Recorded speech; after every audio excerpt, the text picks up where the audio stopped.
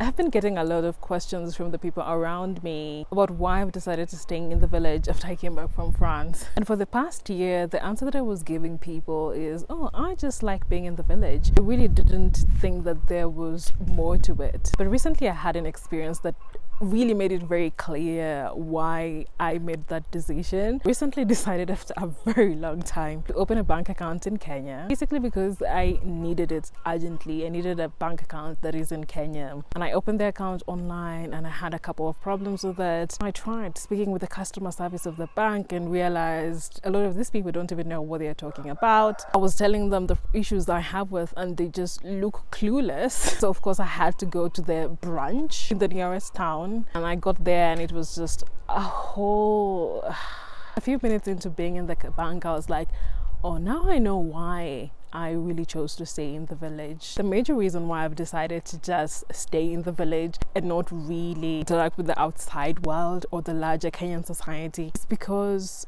of the culture of Kenyan people. And I know when you go to social media, a lot of people are blaming Kenyan leaders. I mean, yes, they are doing something wrong, but after studying a lot of the behaviors that Kenyan people exhibit, it was really clear for me that these Kenyan leaders are a direct representation of the Kenyan people. All the bad things that you see these leaders doing, Kenyan people are doing them, and I've spoken about this in many videos. I even have a playlist about Kenyan problems.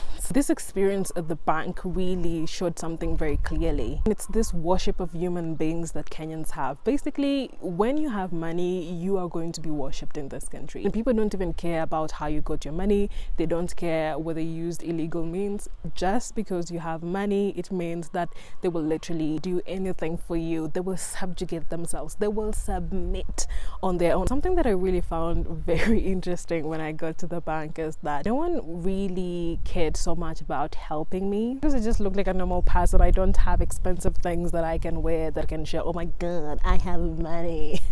And so I was just treated like a normal. That means that you are ignored. No one even tries to think that whatever you are saying or whatever problems you're trying to explain to them is serious, because they think, oh, you do not understand anything. You're just a normal Kenyan. At the moment, the person that was serving me took my ID and then they looked at the kind of account I have. Oh, suddenly the demeanor changed. This grown-up man was behaving as if he's serving me. All of a sudden, he was even introducing himself, telling me his name. And I was just shocked. I'm like, you were treating me like I was a nuisance just a few minutes ago. But now you're treating me like I'm royalty. I was even taken to a different part of the bank where the sofa sets are so bouncy. They're so comfortable. You're even offered tea. And I was being treated like I am the princess, the king, the queen. And all this because I had a euro account. I found this to be extremely astonishing because personally, I believe that everybody should be treated with dignity, with respect, whether they have money or not. Clearly, that is one of the reasons why I really don't fit into the larger Kenyan culture, and I'm always being told that I'm abnormal and bizarre and not Kenyan enough. I really don't see the big deal about having a euro account or a dollar account. It's just an account like any other, and it doesn't make you better than the other person. It's just a different type of account. So why are you treating me differently?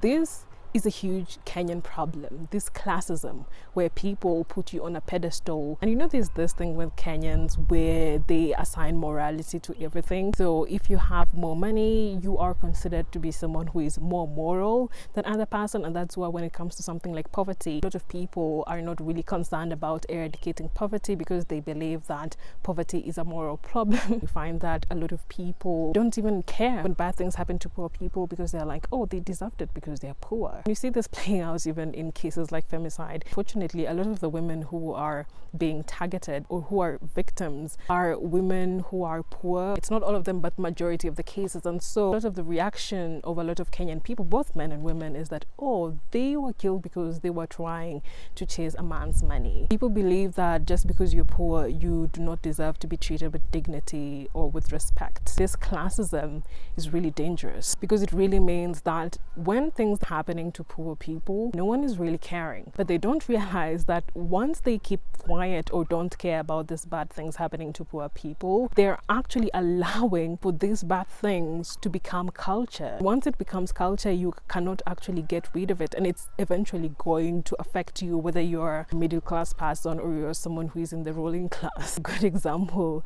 is the high cost of living that people have been complaining about, or the tax increase. And in the past year, this is something that a lot of Kenyans have been saying, this is unfair, our government is killing us. And I'm like, this has been happening for a very long time. But the problem is, when it was happening to the poor people, when they were crying out, no one was listening to them. So by the time it got to the middle class, that is when people were now shouting, because of course the middle class has a lot of the economic power, and the high cost of living getting into their pockets becomes a problem. Taxation getting into their pockets becomes a problem, and now they're the loudest. It's like you've been quiet for the past 15 years because it wasn't happening to you. It really baffles me how this has become so rampant, and people are just accepting it as that is just life. When you go to those government offices, it's even much worse, because they're looking at how you dress, they're looking at your family name. Do you look like someone who has money? And that is how they approach their service. A lot of people are really frustrated in these governmental offices, and yet you're paying taxes for the services, but when you go there, you are being mistreated just because you don't look like someone who has money. The civil servants who are working in these governmental offices, they take this as a moment to exercise the power that they feel they have over you, because you are just a lowly Kenyan and I am a government officer. If I tell you to jump, you need to jump. If I tell you to crawl, you need to crawl. If I tell you to back, you need to back, because if you don't do whatever it is that I tell you, I'm going to deny you, whether it's a passport. Sometimes they even tell you, why are you looking for a passport? You don't even look like someone who affords a plane ticket. How did we get here? Why is this something that is tolerated, and why is this something that people are actually promoting even in their day-to-day lives, even in their own families? The other thing that I've really noticed is this entitlement culture, and this is one of the things that I also experienced at the bank. It's very clear when you get to the bank, you find other people are there, you sit down according to line, according to how people came in.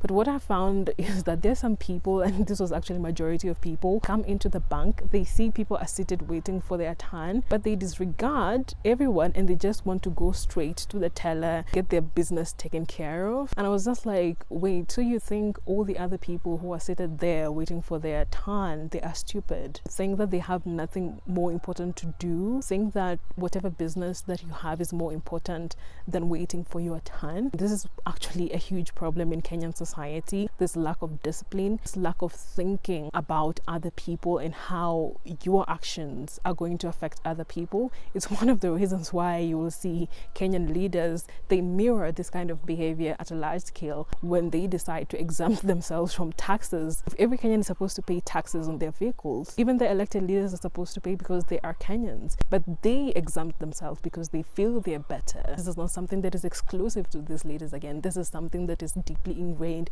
in Kenyan culture, and this is actually one of the reasons why a lot of Kenyans really struggle when they go abroad, and especially for men, because again, Kenya is a deeply patriarchal society, and men are always left to get away with whatever they want because they are men. And when a lot of these African men, Kenyan men, get to a lot of these Western countries, they have a lot of trouble adjusting or even just living there because they don't understand that actions have consequences. There have been so many stories about a lot of Kenyans who have gone to Australia and they're actually getting into car accidents because they were speeding, or they actually get shocked when they open their mailboxes and they've been sent a fine because they sped on a highway where they didn't see anyone. They're like, oh, but there was no one there who saw me speeding. They forget that in these Western countries they have cameras everywhere. And yes, even if you speed in a road that no one is seeing you, the camera has captured you, they're just going to send you the fine, and they always have the evidence. This reminds me, I read a story that there was former presidential aspirant in the Kenyan elections who has been arrested in the United States for stalking a woman, I think. In Kenya, there are so many men who are always stalking women, men who will even slap you on the street because you refuse to give them your number. And even if you take them to the police station, the police will be like, hatuwezi ingilia mambo ya watu wawili, because again, a lot of men are given leeway, and there's always this idea that women are men's property. And so even if a random man does anything bad to you, nothing's gonna happen to them. Because they're so used to this kind of culture, when they go to Western countries, they think that they can do the same things, but they end up in prison when they do the exact same things they do in a country like Kenya. Always found that a lot of Kenyan women, especially African women, thrive in Western countries, because when you get to Western countries, there are not as many limitations that are put on you as a woman. You're even more free to do a lot of things. You can be ambitious, you can live your life however you want, you can dress however you want, you can easily get a job without someone telling you that, oh, you have to sleep with me for you to get this job. And something else that I've also been really noticing is this promotion of lawlessness. This is one of the things that always makes me laugh when I hear a lot of Kenyans complaining about Kenyan leaders. Look at them, they're stealing money, they're corrupt, what have they done to this country? I'm like, but you're the same people that are always encouraging these bad behaviors. I always read a lot of comments, because comments will always tell you about people, about how they think, and about the general culture of a country. I always see in a lot of videos, especially on TikTok, people are so open on TikTok, they just say whatever it is comes to their mind, they don't even think twice about it. And one of the things that I've recently seen was a video by Larry Mado, where he was showing a video where he was blocking a matatu that was trying to overlap. I was like, yeah, this makes sense, overlapping is unlawful. I was really shocked when I look at the comments, and it was a lot of comments. It was not just one comment. People being like, oh, let him overlap. Don't you know that he has targets that he needs to meet? Don't you know that he's in a hurry? And I'm like, wait a minute, these are the same people that are always complaining about leaders being corrupt, being unlawful, but you're the one who is promoting lawlessness. It's not just in that one video. And when we look at the larger Kenyan society, you see that there's always a promotion of using shortcuts to get the money or the life that you want. It's something that is highly promoted, and then the same people are turning around and pretending they are shocked that their leaders are stealing money. I don't understand. Or is it a case of, oh, if you do it, it's right, but if somebody else does it, then it becomes a problem? If somebody else is doing it, it's not benefiting you, then it's a problem. But once that unlawfulness starts benefiting you, then you don't have a problem with it anymore. The same way a lot of people have a problem with nepotism. When they benefit from it, now suddenly it's like, oh, it's networks. I'm just so baffled by this kind of culture. And this has really gone so bad to a point where abuse has become part and parcel of life. Cyberbullying, it's on a high. Social media has really nurtured this abusive culture in Kenya. And I'm just like, this has been a problem, but no one really cared about it. I remember when I spoke about femicide early last year, and then I was getting comments from people who are like, oh, you deserve to be killed for having a mouth because you're a woman who has opinions. These kinds of comments got a lot of likes. And I was like, so we've gotten to a point where as Kenyans, if you don't like what someone is saying, you think it's right for you to abuse them. You think it's right for this person to face violence. One of the most astonishing things, especially in this abusive social media culture, is how a lot of Kenyans think that it's right for them to proclaim how they want to rape a creator in the comments, and that gets a lot of likes, and people are there laughing. People are like, oh, me too. And one of the things that I've really had to come to terms with is realizing that my own country doesn't want me as a young person and as a woman. It really doesn't care. If you're a young person and you're a woman, this country has shown over and over again that it doesn't really care about you. Whatever happens to you, they don't care. They don't care. They're going to look for a way to make it look like you actually deserved whatever happened to you. And as a creator, as someone who has been on the receiving end of this abuse and this proclamation of violence just because I'm a woman, really makes me wonder, because it's very clear that this country really does not care about certain kinds of people, and it's not just the leaders, it's the larger Kenyan society. It's actually sad to know that our country is the way it is because majority of people want it to be like that. Anyway, my own experiences that I've had in this country have really taught me one thing, and that is it's really pointless to try and change things in this country. That's one of the reasons why I decided to stop being an activist, because you know what? You are going to put your own life in danger for people that, one, don't even care about you because you're a woman. They don't even think that you are deserving of being treated like a human being. So you are fighting for people that don't care about you. To a lot of these people who always choose suffering over anything else. Majority of Kenyans just like suffering. And of course, I've spoken about this before because it's tied to a lot. A lot of people will always choose mediocrity. They like mediocrity because when leaders are mediocre, it means that the larger Kenyan society can be mediocre. They will always choose this lawlessness because when Kenyan leaders are unlawful, it means that the larger Kenyan society can also get away with being unlawful. It's really pointless to try and change things when majority of the people don't want to change, when people want to keep the status quo because they benefit from it, and it means that the bar goes so low because everything is so bad, and people want it that way because it means that they don't have to work too hard to get to where they want to be. They can take the shortcuts like everyone else.